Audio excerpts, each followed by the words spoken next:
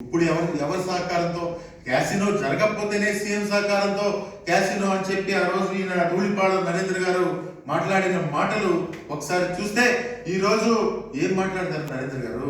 మీరు కూడా ఇక్కడ ఏం జరుగుతోంది? క్యాసినో జరుగుతుందా, జోద క్రీడ జరుగుతుందా, స్టేడియంలు నిర్మించి కోట్లాది రూపాయలు ఎలా దండుకుంటున్నారు ఒకసారి మీరు స్టేట్మెంట్ ఇస్తే మేము కూడా సంతోషిస్తామని చెప్పి మనం చేస్తా ఉన్నాం.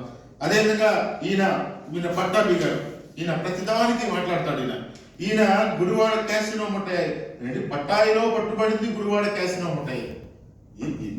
ఎంత దారుణంగా ఆ ప్రభుత్వం ఉన్నప్పుడు మాట్లాడారో, మీరు అప్పుడు వేదాలు వల్లించారో, మీరు ఈరోజు గ్రామాల్లోకి వెళితే మీ ప్రభుత్వంలో ఏం జరుగుతుందో ఒకసారి మీకు కూడా అర్థమవుతుంది. మీ ప్రభుత్వంలో అడుగున మద్యం బెల్ట్ షాపు, అడుగున జూద క్రీడలు, ప్రతి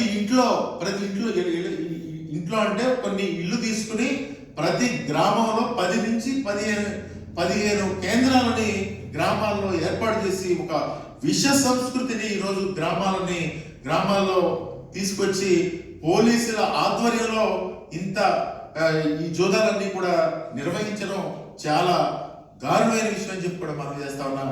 పెద్దలు ఈ తెలుగు సంస్కృతి తెలుగు విధానాలు పైకి తీసుకురావాలని ఎంతో మంది పెద్దలు భావించారు. వాళ్ళందరూ కూడా చాలా ఈరోజు బాధపడతారు. నిజంగా ఈయన వెన్నుపోటు పొడిచిన ఎన్టీ రామారావు గారు కూడా బాధపడతారు. ఎందుకంటే ఇలాంటి ఈ కార్యక్రమాలు జరగకూడదని చెప్పి ఇప్పుడు కూడా పెద్దలందరూ కూడా భావించేవాళ్ళు. ఈ జోదం పేరుతో ఒక్కొక్క ఎమ్మెల్యే 2 కోట్ల రూపాయలు సంపాదిస్తా ఉన్నాడంటే మీరు ఒక్కసారి ఈ రాష్ట్ర ప్రజలందరూ కూడా వీడి ఎన్నికల ముందు ఏమేం చెప్పారో ఒకసారి ఆలోచన చేయవలసిందిగా నేను ఒకసారి మనవి చేసుకుంటూ, వీళ్ళని ఏ విధంగా శిక్షించాలో మా మీడియా సోదరులే చెప్పాలి. వీళ్ళని ఎవరిని పెట్టాలి, ఎవరిని A2 పెట్టాలి, ఎవరిని A3 పెట్టాలి. ఇంత అరాచకత్వం